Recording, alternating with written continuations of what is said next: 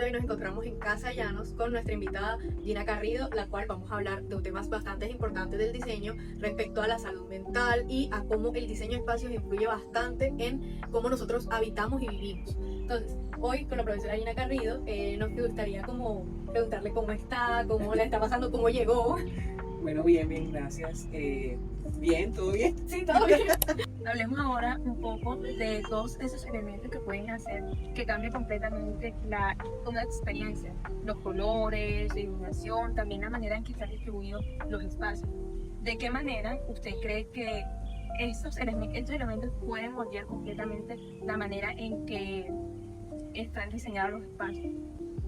Bueno, el espacio nos permite regular todas las acciones que se realizan dentro de él. Entonces, esos elementos como la luz, que en este caso aumenta el cortisol, la energía, el color que estimula las reacciones cognitivas, por eso se habla mucho de psicología del color.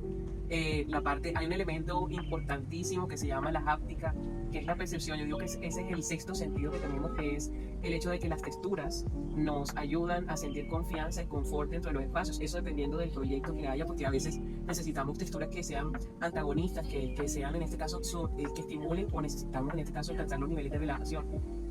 La configuración espacial, también el orden visual nos ayuda a sentirnos tranquilos. Entonces, cada elemento aporta a esa sinfonía perfecta que es ese espacio final. Cada elemento aporta desde el punto de vista funcional, pero no es la función que estamos tomando per se del diseño, sino una función que va mucho más allá y que impacta mucho más al usuario en un tiempo prolongado. Entonces, cada uno de esos elementos son importantes, desde un mobiliario, desde la iluminación, los acabados. Todos esos elementos son importantes y cada uno debe ser analizado desde el punto de vista de ese impacto.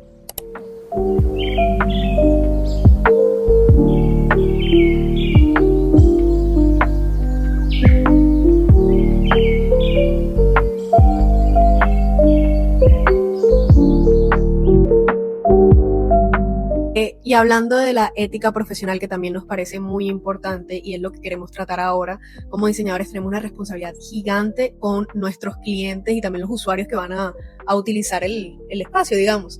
Entonces, como diseñadora, creando espacios así de asombrosos como esta oficina de la cual ya habíamos puesto un clip anteriormente, ¿cuál piensa que es su responsabilidad con el cliente o en general con los usuarios que van a habitar el espacio respecto a la ética profesional del diseñador? Bueno, la ética es como el polo a tierra que tiene un diseñador para poder hacer proyectos que respondan a las necesidades del usuario. De hecho, una persona que trabaja sin ética realmente no tiene límites y no entiende la importancia que es de poder saber hasta qué punto se debe llegar y cuáles son los no negociables.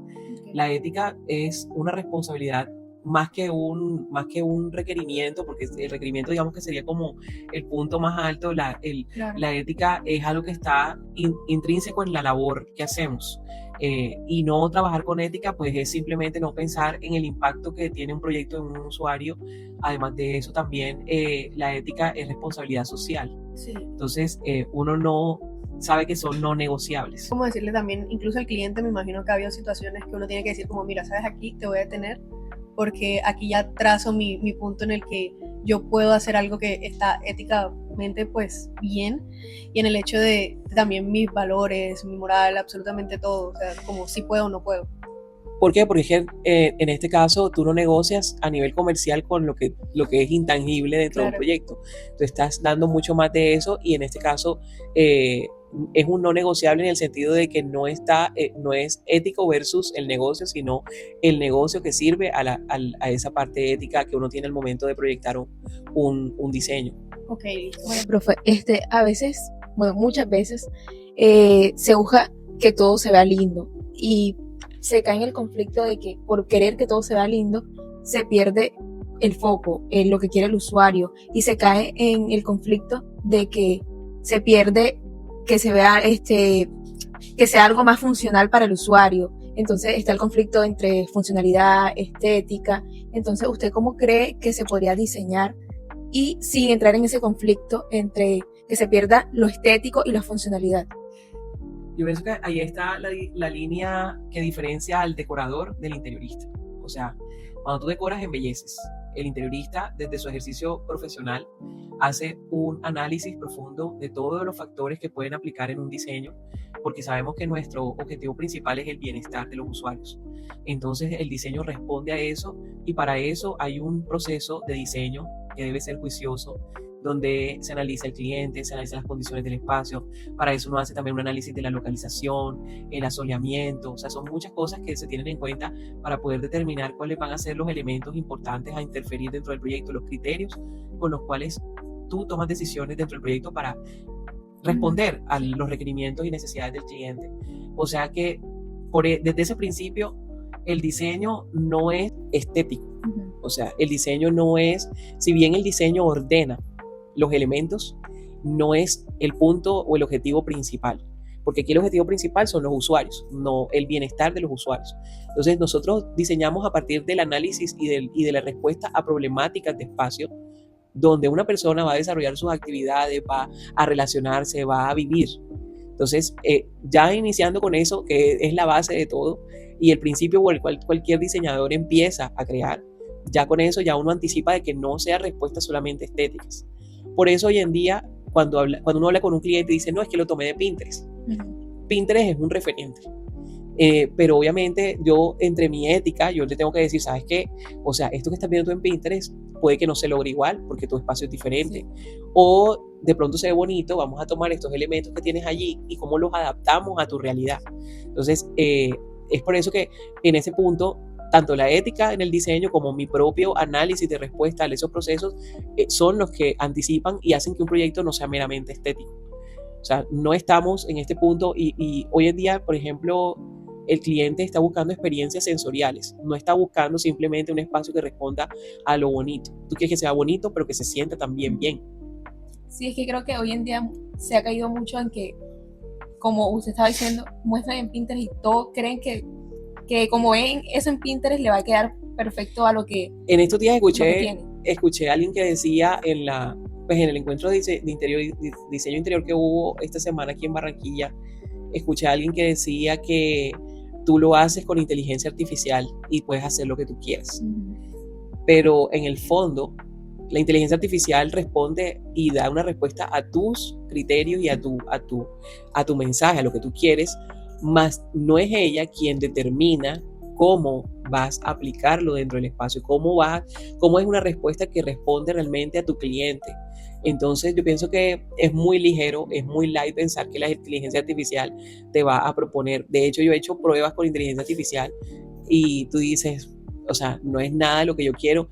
Alguien diría, no, es que no es el prompt correcto, pero no es eso, es simplemente que ella no está como pensando totalmente o no tiene todo el panorama como tú y tenés que hacer un prompt, mejor dicho, casi como darle todo tu proyecto, la parte de investigación, para que realmente te responda con los mismos criterios. Entonces, vuelvo y digo, o sea, todo el mundo pues quiere cosas bonitas, pero al final somos nosotros los que le ponemos esa parte humana. Ahora hay elementos que te ayudan y te facilitan a que el proyecto sea cada vez mucho más humano, y por eso también hoy en día hay tendencias que uno dice la moda del wellness, pero no es wellness, es biología, y hoy le llamamos biofilia, y hoy le llamamos diseño sensorial, y le llamamos arquitectura sensorial. O sea, estamos hablando de que todo en este momento apunta a una persona que está desde un punto de vista analizado desde el ser y el sentir, y no simplemente desde cómo se ve. Bueno, siguiendo en la misma línea, ¿cómo cree usted que el interés social se puede equilibrar con nuestra responsabilidad y el espacio que van a ocupar los usuarios? Bueno, como lo dije anteriormente, la parte, como esto es una responsabilidad, o sea, no es una opción, ¿ya? No negociable es siempre voy a tener en cuenta este tipo de elementos dentro de un diseño. Cuando yo encuentro un proyecto que no está alineado a mi ética y a mi responsabilidad, pues prefiero no hacerlo. Entonces, a nivel comercial, prima mi ética por encima de mis intereses comerciales. Obviamente hay muchas personas, hay muchos diseñadores, hay personas que podrían prestarse para hacer proyectos que de pronto estén más bajo el capricho de un cliente por hacerlo con ciertas condiciones. Pero nosotros ya sabemos que no trabajamos bajo caprichos estéticos, sino que estamos en pro de buscar las mejoras. Ahora, yo pienso que otra vamos a decirlo, de las situaciones que se pueden presentar y que se presentan durante una negociación de un proyecto es eso. poder dar la retroalimentación y poder dar mis aportes y decir, bueno, yo considero que esto es lo que debería ser necesario, lo que deberíamos hacer, y si el cliente no está alineado con eso, pues simplemente pues no podemos trabajar. O sea, uno tiene que saber hasta dónde llegar y hasta dónde estás dispuesto tú a negociar. Entonces, dentro de esto, pienso que la parte comercial no prima sobre mi ética en el proyecto, porque yo sé que al final, y yo sé cuando le digo una recomendación a un cliente, sé que después, si no lo hago, este mismo cliente me va a decir a mí por qué se hizo esto que no. O sea, porque una cosa es cuando tú estás creando en un papel y otra cosa es cuando ya lo tienes dentro del espacio. Entonces, nosotros nos anticipamos. O sea, nosotros estamos pensando anticipadamente de algo que va a suceder y del impacto que puede sufrir en este cliente. Entonces, en mi caso, cuando trabajo con un cliente, siempre pienso que esa parte de negociación es también como una herramienta que me permite a mí poder hacer que no primen simplemente esos caprichos estéticos o esas partes estéticas de un cliente, sino que también yo pueda ofrecerle a mi cliente lo mejor para él de aquí en muchos años. Claro, siempre va por los criterios profesionales y la ética pues que tenga uno sobre el proyecto. O sea, comercialmente sí yo puedo ganar plata, pero tú decides cómo quieres ganártela, porque al final, si el diseño va mal, eres tú el que está en medio de esa decisión. Entonces, lo va a decir, no es que fui yo quien dije que lo hicieran así, no, es que el diseñador lo hizo así. O sea, y como seres humanos, pues siempre nos cuesta aceptar. Entonces, cuando hay una equivocación o cuando hay algún error, pues obviamente uno sabe, o sea, yo siempre he dicho que cuando trabajamos en diseño, la anticipación y el hecho de pensar en todas las cosas desde antes es un valor muy importante, porque yo preveo que no se hagan gastos de presupuesto, preveo que no haya un deterioro de los materiales, preveo que no haya una fatiga dentro del cliente. Entonces todo eso suma. O sea, suma. Cuando sé que de pronto ha sido un error, pues obviamente uno se siente mal. Sí, claro. O si de pronto algo no funcionó como debía, uno se siente mal, porque obviamente uno sabe que estaba la prioridad, pues, anticipándose. Exacto. Entonces, por eso esto no tiene que ver con lo comercial, o sea, con lo cuánto me puedo generar o ganar, sino con el impacto que estoy dando a otras personas. Bueno, profe, ¿cree que debe ser obligatorio incluir criterios de bienestar mental en un proyecto de diseño? Totalmente. ¿Por o qué? sea, un proyecto siempre debe incluir, o sea, siempre debe incluir un proceso de análisis. Por eso les dije ahorita que hay una diferencia entre el decorador y el interiorista, porque tú no diseñas sin esos criterios. O sea, no puedes crear simplemente porque sabes que, como acabo de decir, puede haber algún problema y eso no se arregla con cosas bonitas. O sea, los problemas son mucho más profundos. Por ejemplo, en el caso de que no haya iluminación natural en un espacio. Yo he visto diseños que realmente tú dices, ¿cómo alguien pudo dejar esto así? O sea, ¿cómo puede ser que alguien no haya pensado en esto? Entonces, siempre se debe incluir. O sea, yo pienso que es una de las cosas que no se debe obviar dentro del proceso de diseño. Si tú lo obvias dentro del proceso de diseño, realmente no estás cumpliendo con todos los requerimientos del proyecto. Entonces, sí, siempre. Sí, claro, debemos saber cómo afecta cada cosa en la mente del usuario, el cliente. Por eso pues en el caso de nosotros los docentes, en el caso de cuando ustedes están en proyectos de diseño, uno es tan riguroso y tan insistente en la parte que a ustedes no les gusta, que es la investigación. Sí. Porque en la investigación está todo. O sea, en la investigación nosotros somos médicos, psicólogos, o sea, dependiendo del proyecto, nos ponemos en el puesto, en los zapatos de esa persona, abogado, odontólogo. O sea, nosotros somos ese papel, porque yo necesito primero verlo desde su óptica para poder entender cómo va a funcionar, qué es lo que va a hacer, cómo lo va a sentir. Entonces, es por eso que cuando estamos en ese proceso de investigación nos ponemos más insistentes y a veces pareciera que, no es que nos pasamos todo el tiempo haciendo el documento, pero no estamos diseñando. ¿Cómo diseñas si no tienes todo claro? O sea, ¿cómo vas a decir, voy a poner esta pared de este lado, o voy a abrir esta ventana, o voy a poner este tipo de puerta, si tú no tienes claro qué es lo que tienes? O sea, ¿qué es lo que estás buscando dentro del espacio? Entonces, por eso, sí o sí, hay un proceso que no se puede obviar, y esa parte de investigación que lo es todo. Bueno, en nuestra primera edición de Casona Abierta nos parece muy importante estar en un espacio tan histórico, lleno de tanta cultura. Con usted realmente nos sirvió bastante el tema del diseño y la salud mental, porque es algo muy primordial en nuestra carrera y creo que es algo que se está dejando un poquito de lado por nosotros querer imponer nuestro diseño. Yo me acuerdo que en uno de los semestres una profesora, que también es una muy buena profesora, me comentó, pero es que tú estás plasmando lo que quieres tú, no lo que quiere el cliente. Entonces sí es muy importante recordar que nosotros estamos dando un servicio, algo muy importante, y tras de ese servicio nosotros tenemos que brindar un confort, muchos elementos que usted nos está dejando hoy muy claro como profesional, que usted los tiene muy en cuenta, y por eso sus diseños, yo me acuerdo que yo vi el diseño que usted hizo en una clínica, como una especie de odontología, me pareció excelente porque se piensa mucho en el usuario, y es algo que nosotros como diseñadores tenemos que tener mucho en cuenta. No, a ustedes gracias por invitarme, por hacerme parte de su proyecto. Hoy estamos en un lugar muy especial de personas que admiro y quiero mucho, que es en la oficina de K58, un estudio de arquitectura donde se respira arte, donde se respira, además de eso, se respira historia. Este es un lugar con muchas cosas. A veces pensamos que el diseño solamente son lugares modernos, súper contemporáneos, pero bueno, yo que voy de la mano mucho con la historia, sé que el eclecticismo existe y que todo lo que llamamos, sí, todo lo que llamamos moderno muchas veces ya ha sido diseñado y sido creado y adaptado. Pero eso, yo pienso que dentro de todas las cosas es que me gusta siempre dejar como en la motivación en los estudiantes y en cualquier persona que se tropieza conmigo, es el conocimiento.